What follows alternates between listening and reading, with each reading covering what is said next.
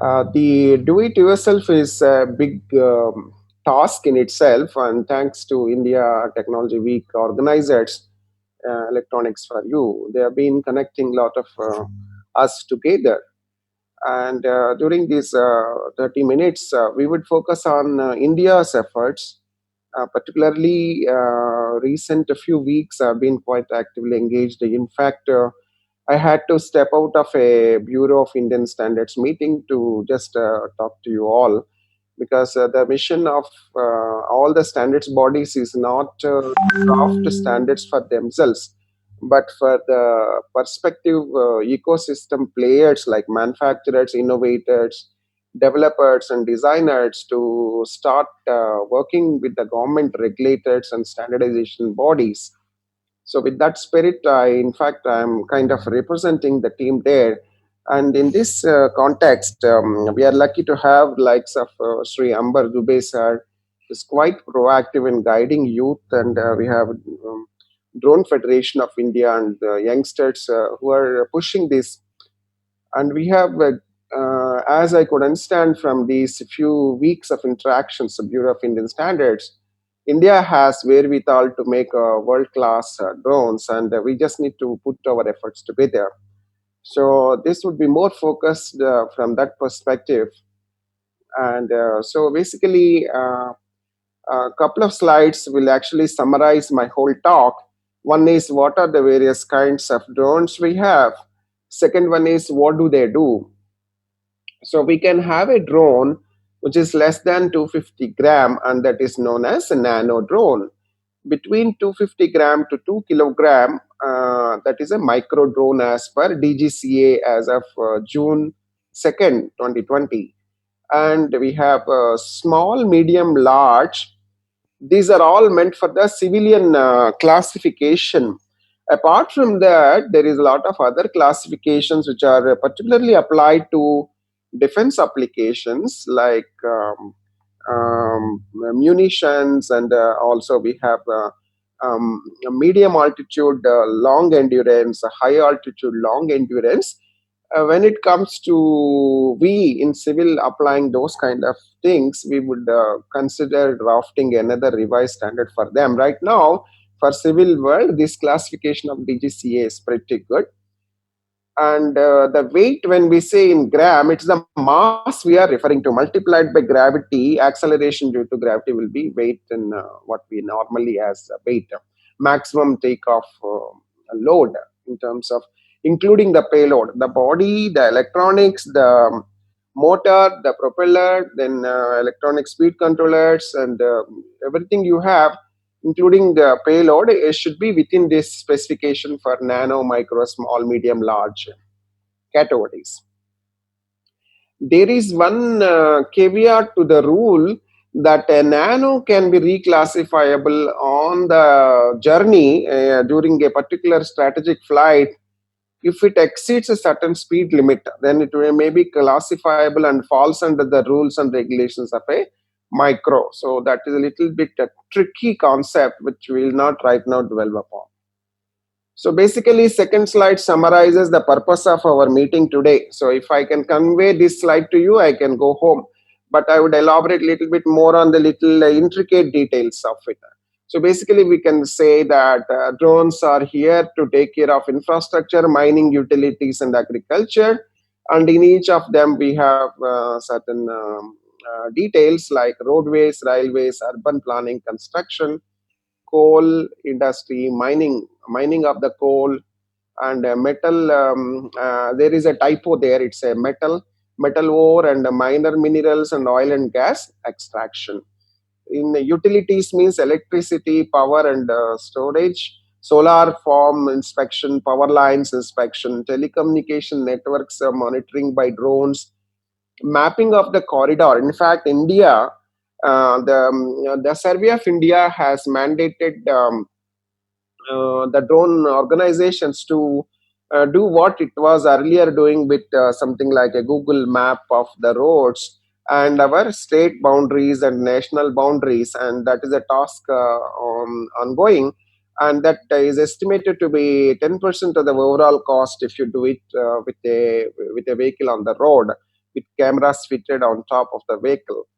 So we have wind turbines also take support of the drones to maintain their equipment and also help you to do operational details of it, to take some proactive and precautionary measures while in operations. And the big buzzword in India is predominantly a agriculture oriented nation, and pesticide spraying or locust drones that have come up after the recent past, when locusts have come in huge volumes, like 8,000 times more than the normal volume of locusts. A locust swarm will be of kilometers in length, and it's a big huge pipe of tiny, tiny locusts. And to handle them, even now they are camping in some districts of Rajasthan, and they came from western borders of India. And usually they come every year in a season, but this year it was huge in number, and we have used drones for that purpose. Similarly, for precision agriculture, we use a lot of AI, ML, and computer vision and artificial intelligence to do exactly pinpoint the region where you need to use a certain chemical and not the entire length and breadth of the crop. And we also can examine the damage of the crop due to any other reason, due to wind or natural reasons. And we can analyze even the soil analysis and help in agriculture. So with this we can say that I finished my job explaining types of drones and their applications, but let's little bit dwell upon what are the various challenges that we face. This is a repeat of my 2 days back talk inside our Bureau of Indian Standard Transport Equipment Department, number 14. And what it does is that it's taking inputs from ICAO, which is the International Civil Aviation Organization, where they have modeled a drone into X, Y, Z, ZA, and ZU. And X is an incident that happens without any precautions or any preparation. Y is it just like India, we have NPNT by Digital Sky, and Z category is in case you need assistance of ATC, and if that is rendered for a particular flight, that is called ZA category. And then ZU category is while on the flight, in addition to taking ATC support, you are getting tactical support. And with that, I would like to explain the graphics that are there in the slide. One, this is the ability of a UAV to know its volume of space around it. That if it has to move around with that volume, it should not collide with others. That intelligence every drone is ideally supposed to have. Next one is this. There is one hypothetical no drone zone, as also stipulated in Indian government regulations from 1st December 2018, RPAS regulations and DGCA norms. And so we have here a hypothetical case of two drones moving around this no drone zone, but actually it has not encroached inside. But then we can put some numbers to the risk profiling, that in the extreme edges they are okay, they are not any causing any risk. But as it is transiting close, relative to being 0%, from the center of the no drone zone, the radius has decreased. Therefore, it is a risk, and 6 is more risk. Similarly, 20% is greater risk. 40% it is not because it is nearer. There is another risk here because of another drone here, which is 0% until now, but as it is coming closer, it is taking a turn, due to which it is likely to collide with this drone, and also can further get inside our no drone zone. So this kind of analysis of kinetic energy, velocity, speed, acceleration, direction, vectors, and such knowledge will help us to dimension our UAV traffic space in order to govern it further. That is a little bit in depth about what we need to achieve in order to have Atmanirbhar Bharat and vocal for local and make in India initiatives in this particular space of UAS. So basically, if I'm just particularly addressing the students in this crowd and entrepreneurs, You need to have your mathematics and electromagnetic radiation propagation characteristics right in order to dimension how do you spot a drone, how do you detect a drone. Why should you do that? Unless you do, you will not know how to deal with it. I mean, if there is a problem of a drone, and you can use some technology like a multi-path propagation as it has been shown here. There is a multiple reflections, and then there is a sensors there, and that you these sensors are allowing us to detect what is this particular UAV. Is it a known UAV? And how do you know that? According to tactical collision avoidance systems in place, it will emit some 24-bit ID, which is indicative of its exact government recognizable identity, which is as per the NPNT Digital Sky norms. And we can actually use the lot of triangulation and Pythagoras theorem, and then the kind of effect of waves going and hitting the object and returning back. That is a reflected wave, and Doppler effect to sense also proximity or relative change of the proximity of an object. So basically, we need to have this is what is presented by our learned colleagues from IISc Bangalore for our Bureau of Indian Standards not long ago, a couple of days back. So every we have taken example of a normal flight. It can be of even a UAV also, like a fixed wing aircraft, just like a regular transport plane, and it emits a certain radiation, and it can be sensed by the other one. So basically, you can use the LiDAR techniques, that is a light detect and ranging within 300 meters, and then computer vision is 100 meters. And we also can have with a kind of a infrared sensing and electrical and optical based sensors we can utilize. And then each application will have its own challenges and implementation details you need to look at, which is appropriate for your drone. And basically, whenever you have a drone in your operation which is above 200 grams, 251 gram onwards, you need to take care of all these things. And I will just show an example of how such a drone for using ground control station would look like. It's a small animation of 2.5 minutes.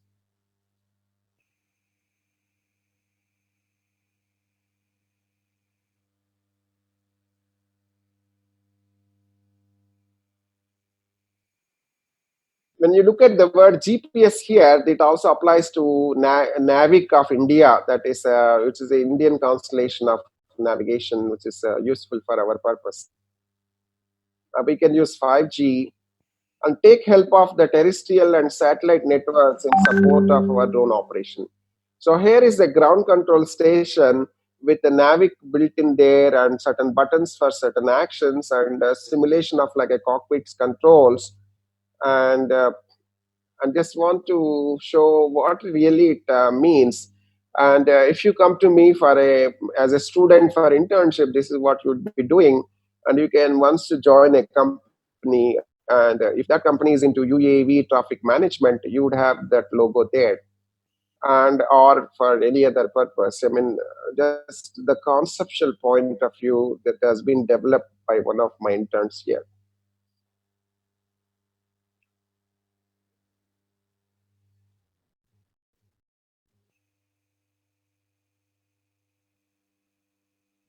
Students and professors amongst you who may be interested to have your teams get their training and some kind of support, can contact us, and we will support you in that, in these aspects. Okay, this is an area which I mentioned that every drone should have ideally an awareness of, in case it is in danger and power is less or some mechanical fault, it has to go to a certain place which if it has a power, and then rest there, and then communicate with others to take care of it. That's known as a perching.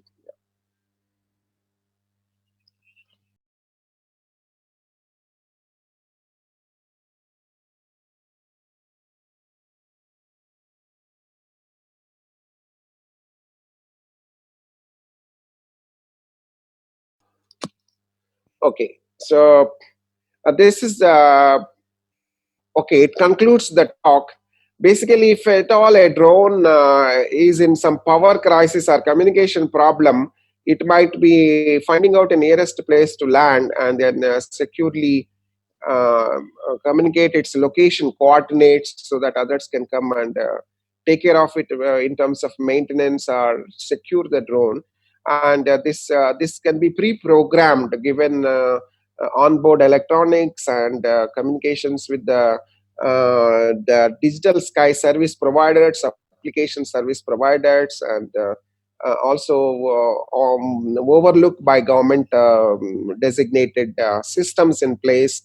That would be from 2nd October. We would have a clarity on how such things can happen, as government would come out with some guidelines on 2nd October about beyond visual line of sight for the Indian drones. Now, here is certain other problems. Uh, what if two drones collide? So I've taken example of regular flights, and in fact, 1996 actually, there was a Saudi Arabia and the Kazakhstan plane that had a big head-on collision in New Delhi. Luckily, people were not there below, and worth equal to around 700 Maruti cars material was falling down, and it was spotted before the debris fall. United States Air Force has reported to Indian Air Force. I was on uniform. We were on standby to step in if there is a requirement. So that was taken care adequately after the debris fell down, and we didn't have to go out of our sensible defense installations there.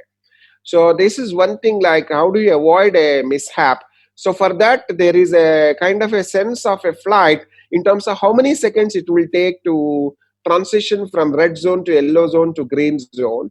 And for the other one, which is in a like a two vectors added together relative motion, the intruder that's a technical tactical collision avoidance systems type 1 and 2. So we can do kind of a identification friend or four message, and that is how we'll come to know if the intruder is your friend or not. Then you will know how to deal with the situation accordingly, like launching your fighter planes to guide that intruder to a secure location and start interrogating that plane. So these are some of the known techniques that civil aviation has. And for the UAV world, whole world is now researching on similar models. And though it is less sophisticated than a big civilian transport plane, we can learn a lot of things that have already been tested from the civilian aviation. I want to draw a small difference between a road and a sky. So the drones are likely to be like after 10 years from now, the drones would look like the cars on the roads now, any roads in any city. Sky is three dimensional. Actually, if you look into time aspect, it's a four dimensions. And so as restricted to a road, which is very much having lanes and lot of constraints there. And with a little bit of a creative thinking, you can make your drone to move above another drone or go below another drone, move left or move right. Those things you can pre-program, not that you take decisions on the fly.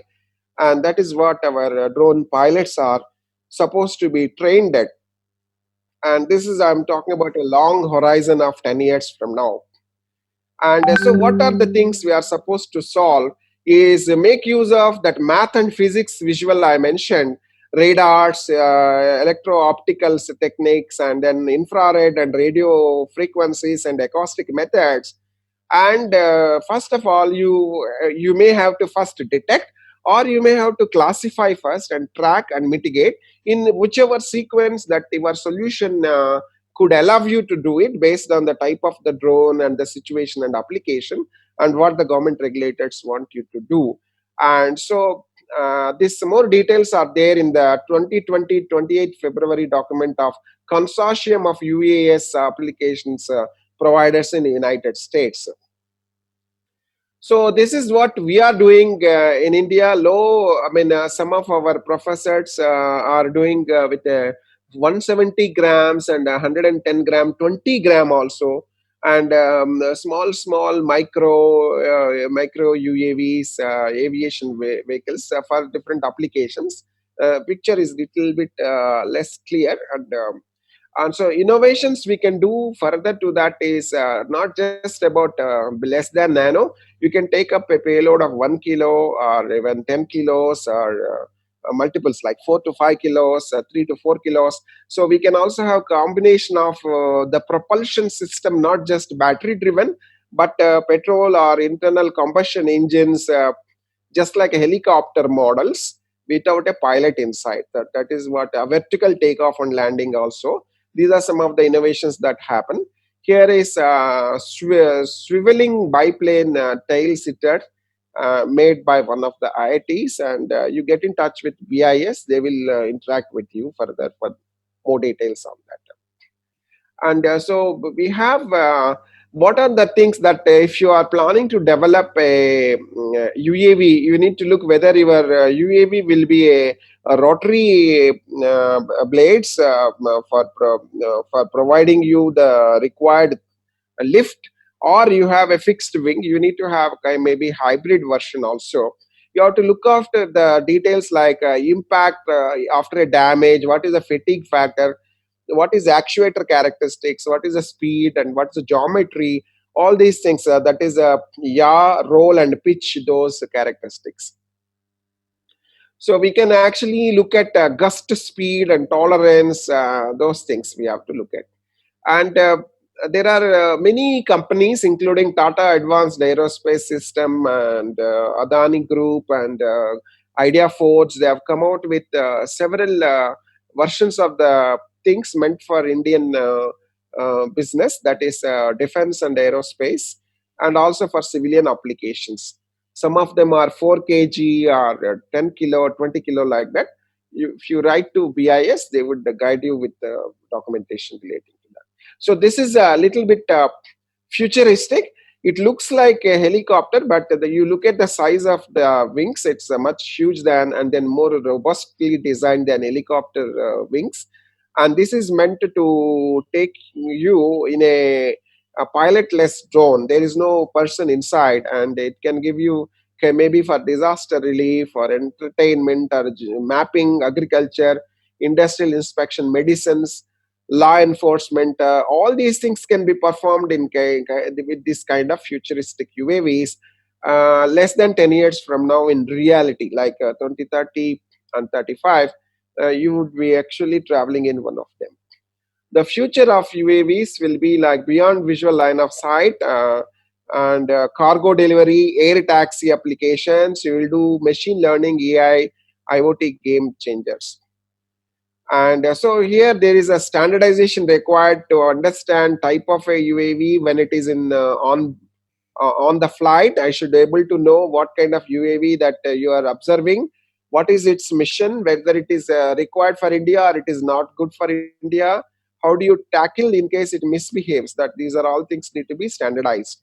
Is it encroaching onto privacy, confidentiality, safety, security, integrity of India? Then how to tackle that? Those things need to be planned ahead of time. So what to standardize is, if there is a hacker hacking into your drone, how do you stop them from doing that? What are the various vulnerability and the penetration testings that you need to do? Is there a requirement, as I have shown a small visual about ADS, that is autonomous dependent surveillance broadcast, as it is mandated in Indian DGCA for any UAV which is above 250 grams in their maximum takeoff weight. There are many cases where with lack of proper training given to the pilots, drone pilots, and the lack of certification of the drone body, you may have accidents, and you should have a log of all the reports from what has been the learnings from the accidents, whether it is induced by bad weather or any other requirements. What are the compliance deviations, why those things have happened? You need to investigate so that we prevent those accidents. So basically, there's a lot of work to be done. Similarly, if you want to make a drone autonomous, you need to know that the like a navigation in Indian constellation of navigational satellites, is not available indoor. Therefore, you need to have a mechanism of how do you do that inside. For that, you need to use some technologies like image processing and artificial intelligence, machine learning technologies. So you have to do the autonomy by empowering the drone to move inside a closed corridors. And for that, you need to have a lab to do testing, and a lot of repetitions of those tests need to be done. So basically, there is a concept called UAS, that is UAV Systems Traffic Management, and for which even NASA has been researching from last 5 years. Only during this June, they have awarded a prize for a very good invention of the year, for this concept, which they have rolled out initially. And that knowledge that they have obtained is shared to the whole world for the developing small UAVs or medium or large UAVs. So we have also a lot of research teams even in India and Indian research organizations. There is something called as a G class aerospace, which is where the UAVs will play a role, where above our buildings around 400 feet from ground, around 120 meters. That is where most of that will be filled. Also, we have a kind of a drone which is connecting from the seashore to the ship, and landing there. So starting there and coming here, and that is also one of the applications. And there is another application. Some of you may be know aware that there is some Richard Branson's Virgin Atlantic and a project called Hyperloop. And Mumbai-based government is also reviewing for induction Hyperloop system in India. And drone can also be conceptualized to be moving in a certain geofenced loop also in a particular application. And wireless 4G 5G also play a role, and Wi-Fi 6, Wi-Fi 5, Wi-Fi 6, etc. They are WLAN standards. They are also being experimental studies are being done in IISc. And so a lot of work is going on, a lot of standards, and typically, if you are, if it compare yourself to be like a driving a car, and your driving license, you will lose if you make mistakes in terms of violating these norms, like whatever is the collision avoidance norms. If you miss, then you would lose the driving license. So there is something known as a sphere of avoidance, and there's a protected zone, and there's a sphere of deconfliction. And we have phase one, phase two. Phase one is deconfliction maneuver for cooperative avoidance. Another is phase two is aggressive escape maneuver for non-cooperative avoidance. It means you know that the enemy is not listening, or the intruder is not at all cooperating with you. Then you cannot still rely upon them to be good and try to be with you. They will hit. So non-cooperative. So you have to escape from that situation. So all that will happen within seconds, and these things need to be standardized. And whole world, not just India, whole world is looking at standards. And because you know that President of America's plane, there's an observation that one drone was detected. So a lot of work is still pending. So India is looking at autonomous dependent surveillance broadcast approach for detect and avoid philosophy. And there are other methods also, and everything has their own features. For example, ADSB needs that you need lat longs and altitude, 3 dimensions, and also know velocity to get a correct information from a particular moving drone. It is similar to, we had MH370, the flight went missing, but with this kind of techniques like TCAS and ADSB, we would have knowledge of where it was before it collapsed.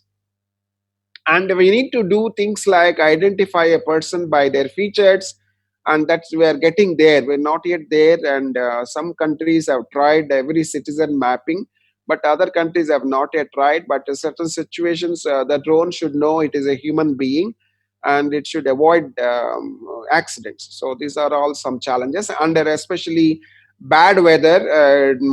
If you are traveling in a car and your window has the droplets of water, your vision gets cluttery, and such same problems will be there for drone operations also, and these are all challenges being worked out.